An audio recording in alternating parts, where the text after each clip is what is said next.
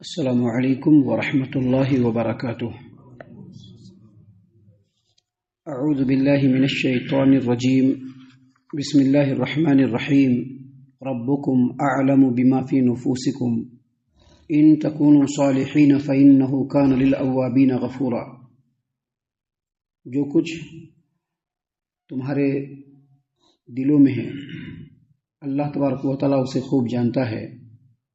اگر تم نیک بن کر رہو تو وہ ایسے رجوع کرنے والوں کو معاف کر دینے والا ہے۔ محترم سامعین کرام، سورہ بنی اسرائیل سورہ نمبر 17 اور اسی صورت سے بھی آپ کے سامنے آیت نمبر 25 تلاوت کی گئی، اور بفضل اللہ باذن اللہ بتوفیق اللہ آیت کریمہ کا ترجمہ بھی آپ کی خدمت میں پیش کیا گیا۔ سامعین کرام، یہ آیت نمبر 25 ہے، اور اس سے پہلے دو آیتیں آپ کے سامنے پیش کی گئی تھیں، آیت نمبر 23 اور 24۔ ان دونوں آیتوں کے اندر جو دو باتیں بیان کی گئی تھی، ان میں سے ایک بات کہ اللہ تبارک و تعالیٰ نے لوگوں کو یہ حکم دیا ہے، وصیت کیا ہے، لوگوں کے بارے میں یہ فیصلہ کیا ہے کہ وہ اپنے ماں باپ کے ساتھ حسن سلوک کریں، اپنے ماں باپ کے ساتھ حسن سلوک کریں، ان کی دل آزاری سے بچیں، ان کے نافرمانی سے بچیں، ان کو تکلیف پہنچانے سے بچیں۔ ماں باپ کی دیکھ بھال، ان کی خدمت گاری وہ ان کے لیے ضروری ہے۔ محترم سامعین کرام، ماں باپ کے ساتھ حسن سلوک کرنا یہ اتنا بہترین اور زبردست عمل ہے کہ اس کے بارے میں بہت ساری حدیثیں پیارے رسول صلی اللہ علیہ وسلم سے ثابت ہیں۔ صحیح البخاری کتاب الادب کی روایت ہے، ابو ہریرہ رضی اللہ عنہ روایت کرتے ہیں کہ ایک آدمی پیارے رسول صلی اللہ علیہ وسلم کی خدمت میں حاضر ہوا، اور حاضر ہونے کے بعد اس نے سوال کیا کہ پیارے رسول صلی اللہ علیہ وسلم بتلائیے کہ لوگوں میں سب سے زیادہ کس کا میرے اوپر حق ہے؟ تو نبی کریم صلی اللہ علیہ وسلم نے فرمایا کہ تیری ماں کا۔ اس آدمی نے کہا کہ پھر کس کا حق ہے؟ تو نبی کریم صلی اللہ علیہ وسلم نے فرمایا کہ تیری ماں کا۔ اس نے پھر پوچھا کہ پھر کس کا حق ہے؟ پھر پیارے رسول صلی اللہ علیہ وسلم نے تیسری بار بھی فرمایا کہ تیری ماں کا، اور چوتھی بار فرمایا کہ تیرے باپ کا۔ سامعین کرام، صحیح البخاری کتاب الادب کی ایک اور روایت ہے کہ پیارے رسول صلی اللہ علیہ وسلم کے پاس ایک آدمی آیا اور اس نے کہا کہ نبی کریم صلی اللہ علیہ وسلم، میں جہاد میں جانا چاہتا ہوں۔ جہاد جانتے ہیں بدنی عبادتوں میں بڑا ہی افضل ترین عمل ہے۔ یہ اللہ کے دین کو سربلند کرنے کے لیے، اللہ کے دین کی دشمنوں سے جا کر کے لڑنا اور اللہ کے دین کو سربلند کرنا، یہ بہترین عمل ہے۔ اس آدمی نے کہا کہ نبی کریم صلی اللہ علیہ وسلم، میں جہاد میں جانا چاہتا ہوں۔ تو پیارے رسول صلی اللہ علیہ وسلم نے اس سے پوچھا کہ تمہارے ماں باپ باحیات ہیں؟ کہا کہ ہاں باحیات ہیں۔ کہا جاؤ ان کی خدمت کر، یہی تیرا جہاد ہے۔ اور ایک روایت میں ہے کہ پوچھا نبی کریم صلی اللہ علیہ وسلم نے کہ تیری ماں زندہ ہے؟ تو کہا کہ ہاں۔ نبی کریم صلی اللہ علیہ وسلم نے فرمایا الزمھا فإن الجنۃ تحت رجلھا، جا اپنے ماں کی خدمت کو اپنے لیے لازم کر لے، اس کے قدموں کے نیچے ہی تیرے لیے جنت ہے۔ تو ان حدیثوں سے پتہ چلتا ہے کہ ماں باپ کے ساتھ حسن سلوک کرنا یہ اللہ تبارک و تعالیٰ کی طرف سے بالکل عبادت والا عمل ہے، جس پر اللہ تبارک و تعالیٰ نے بے شمار اجر و ثواب رکھا ہے۔ اور ماں باپ کی اطاعت و فرما برداری نیک کاموں میں یہ فرض ہے۔ اگر نیک حکم دیتے ہیں ماں باپ تو اطاعت و فرما برداری بالکل لازم ہے۔ یاد رکھیے، یہاں پر ایک بات اور واضح کر دیں کہ اگر ماں باپ ایسا حکم دیتے ہیں جو شریعت کے مطابق نہیں ہے، یا پھر ایسا حکم دیتے ہیں جو اللہ تبارک و تعالیٰ کے حکموں کی مخالفت پر مبنی ہو، تو ایسے حکم کو نہ ماننا فرض ہے، کیونکہ اللہ تبارک و تعالیٰ کی نافرمانی میں مخلوق کی اطاعت و فرما برداری نہیں کی جا سکتی، اور ماں باپ بھی مخلوق ہیں۔ تو اس سے یہ پتہ چلتا ہے کہ نیک کاموں میں ماں باپ کی اطاعت و فرما برداری کی جائے گی، اور باقی چیزوں میں ان کے ساتھ حسن سلوک کیا جائے گا، ان کی دل آزاری نہیں کی جائے گی۔ ماں باپ کی رضامندی یہ اللہ تبارک و تعالیٰ نے اپنی رضامندی بنایا ہے۔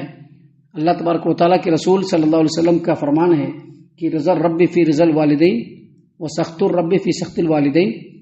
اللہ تبارک و تعالیٰ کی رضامندی ماں باپ کی رضامندی میں ہے، اور اللہ تبارک و تعالیٰ کی ناراضگی ماں باپ کی ناراضگی میں ہے۔ سامعین کرام، तीन आदमी बनी इसराइल से कहीं जा रहे थे, बयाबान में, वादी में, जंगल में। अचानक तूफान ने आ लिया और वो तीनों के तीनों एक गार में, पहाड़ था इधर आसपास में, उस गार के अंदर घुस गए बारिश से बचने के लिए।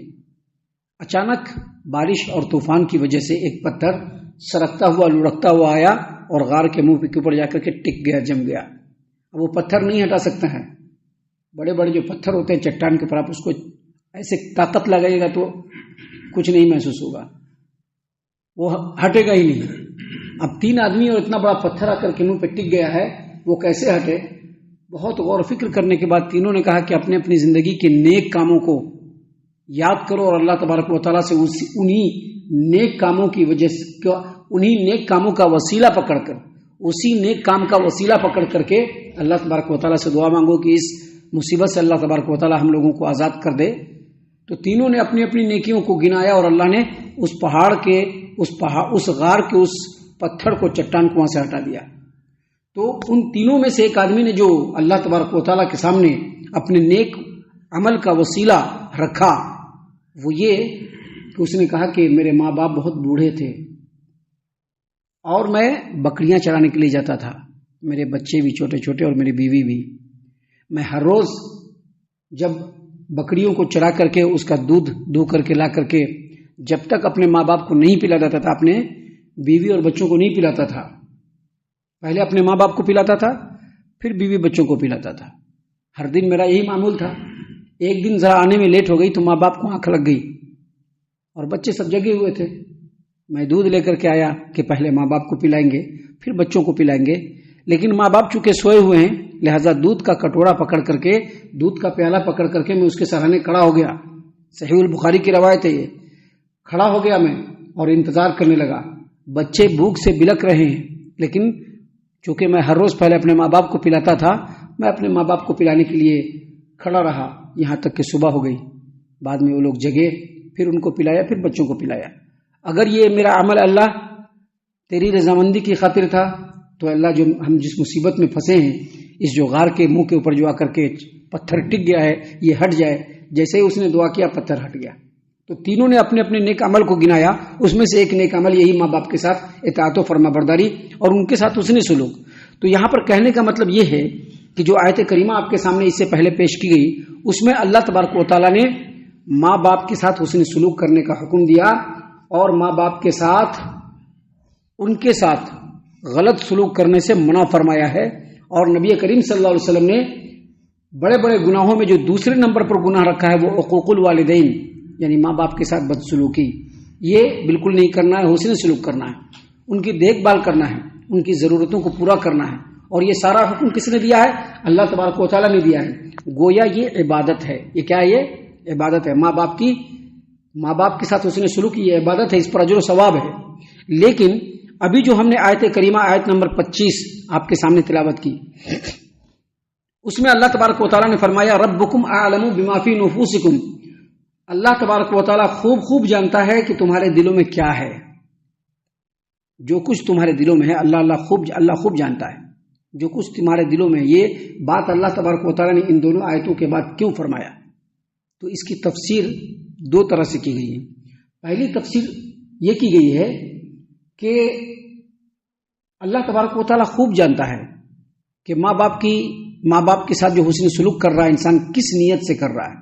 अभी बहुत सारे लोग इस सूरह ज़मीन पर ऐसे हैं जो माँ बाप के साथ हुस्न सलूक करते हैं। क्यों करते हैं? इसलिए करते हैं कि माँ बाप के साथ हुस्न सलूक करने का हुक्म दिया गया है। माँ बाप के साथ हुस्न सलूक करते हैं, वो इसलिए करते हैं कि माँ बाप के साथ हुस्न सलूक करने का हुक्म शरीयत ने दिया है। अल्लाह ने क्या फरमाया? रब्बुकुम आलमु बिमा फी नुफूसिकुम। जो कुछ तुम्हारे दिलों में है अल्लाह ताला उसको खूब जानता है।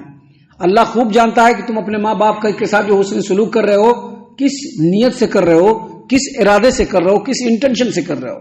तो मैंने अभी बतलाया कि बहुत सारे लोग ऐसे हैं जो माँ बाप के साथ हुस्न सलूक करते हैं, ये सोच करके करते हैं कि हमारे रब ने हुक्म दिया है, हमारे नबी ने इसकी तालीम दी है, हमारे नबी ने इसकी फजीलत बयान की है, हमारे नबी ने हुक्म दिया है कि माँ बाप के साथ हुस्न सलूक किया जाए। अगर माँ बाप के साथ हुस्न सलूक नहीं किया गया تو یہ نافرمانی میں شمار ہوگا، کبیرہ گناہوں میں شمار ہوگا. اس لیے بہت سارے لوگ کرتے ہیں. لیکن دنیا میں بہت سارے لوگ ایسے بھی ہیں جو ماں باپ کے ساتھ حسن سلوک کرتے ہیں، اس کے پیچھے بہت ساری نیتیں ہوتی ہیں، بہت سارے ارادے ہوتے ہیں. کچھ لوگ جو ہوتے ہیں ماں باپ کے ساتھ حسن سلوک کرنے والے، وہ اس لیے حسن سلوک کرتے ہیں کہ اگر ماں باپ کو نہیں دیکھیں گے، ماں باپ کے ساتھ حسن سلوک نہیں کریں گے تو سماج والے اس پر انگلی اٹھائیں گے، سماج والے بولیں گے دیکھو کیسا بیٹا ہے. بہت سارے لوگ اپنے ماں باپ کے ساتھ حسن سلوک اس لیے کرتے ہیں کہ وہ یہ سوچتے ہیں کہ سماج والے ہمارے اوپر انگلی اٹھائیں گے اگر ہم اپنے ماں باپ کو نہیں دیکھیں گے تو. اور بہت سارے لوگوں کے کچھ دوسرے انٹینشن بھی ہوتے ہیں جو اپنے ماں باپ کے ساتھ خوب حسن سلوک کرتے ہیں، ان کا کچھ اور ہی مقصد ہوتا ہے. تو اللہ تبارک و تعالیٰ نے یہاں پر اسی بات کو بیان فرمایا. کچھ لوگ ایسے بھی ہوتے ہیں جن کو شریعت سے کوئی لینا دینا نہیں ہوتا ہے، ساری دنیا ماں باپ کی خدمت کر رہی ہے اور یہ اچھا عمل ہے تو وہ بھی ان کا دیکھا دیکھی کر لیتے ہیں. تو اللہ نے اسی بات کو یہاں پر بیان کیا ہے کہ جو کچھ تمہارے دلوں میں ہے اللہ اسے خوب خوب جانتا ہے کہ تم اپنے ماں باپ کی خدمت کیوں کر رہے ہو، دکھاوے کے لیے کر رہے ہو یا کوئی اور مقصد سے کر رہے ہو یا اللہ کو راضی کرنے کے لیے کر رہے ہو.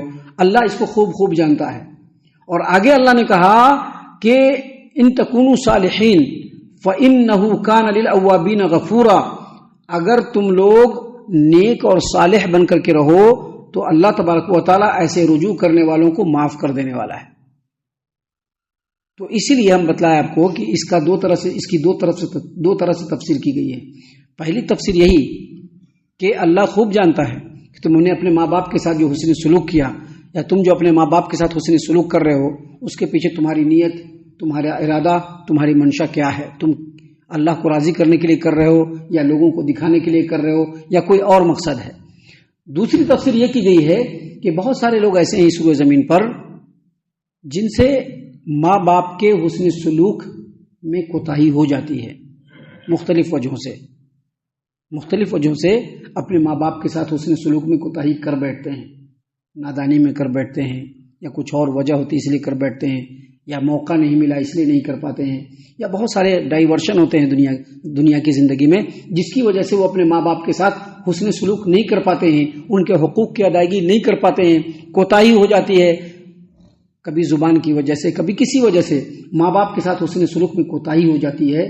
تو ایسی صورت میں اللہ نے فرمایا کہ اگر تم نیکوکار ہو، اللہ کی طرف رجوع کرنے والے ہو تو اللہ سے توبہ کرو، اپنے ماں باپ کے حق میں دعائے مغفرت کرو. اسی لیے دیکھیے اس سے پہلے والی جو آیت کریمہ آیت نمبر 24 اس میں اللہ تبارک و تعالیٰ نے کیا سکھایا یہ رب ارحمہما کما ربیانی صغیرا، رب ارحمہما کما ربیانی صغیرا.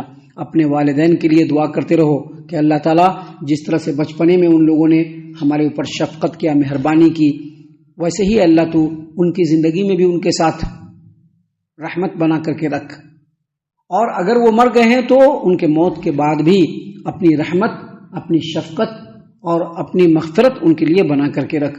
تو یہ دعا بار بار کرنے کا حکم کیوں دیا گیا ہے؟ اس لیے دیا گیا ہے کہ اگر دنیاوی زندگی میں ماں باپ کے ساتھ حسن سلوک میں کوتاہی ہو جائے تو اس کی معافی کا ایک ہی ذریعہ ہے کہ اللہ تبارک و تعالیٰ سے اس گناہوں کے لیے مغفرت طلب کیا جائے. کثرت سے مغفرت طلب کیجیے کہ اللہ میں نادان، میں کمزور، میں قصوروار، میں گنہگار کہ میں نے اپنے ماں باپ کے ساتھ حسن سلوک نہیں کیا یا جو حقوق کی ادائیگی تھی اس میں مجھ سے کوتاہی ہوئی یا میری وجہ سے ماں باپ کے دل میں تکلیف ہوئی، اللہ تو مجھے معاف فرما دے. اور اس کے بعد اپنے ماں باپ کے لیے ہمیشہ دعا کرے رب ارحمہما کما ربیانی صغیرا. اللہ تبارک و تعالیٰ نے اور نبی کریم صلی اللہ علیہ وسلم نے یہ بھی فرمایا ہے کہ سجدے کی حالت میں بندہ دعا کرتا ہے تو اللہ تعالیٰ اس کو بہت قبول فرماتے ہیں، لیکن سجدے کی حالت میں قرآن کی آیت نہیں پڑھ سکتے ہیں.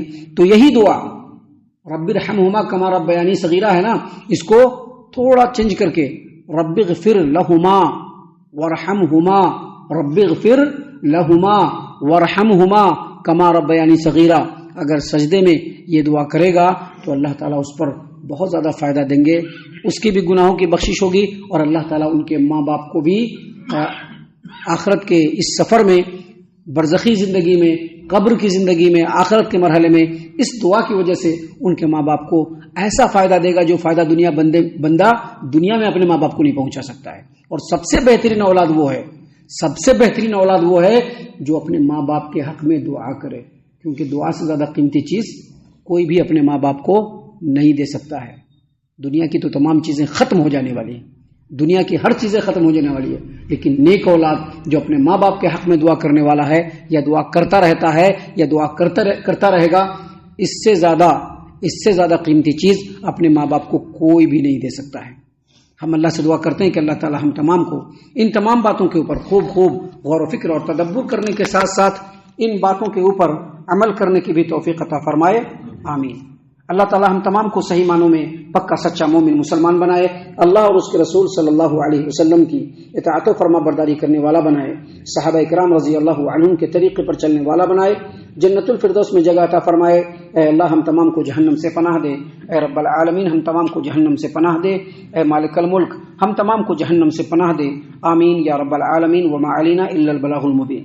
تبارك الذي نزل الفرقان على عبده ليكون للعالمين نذيرا.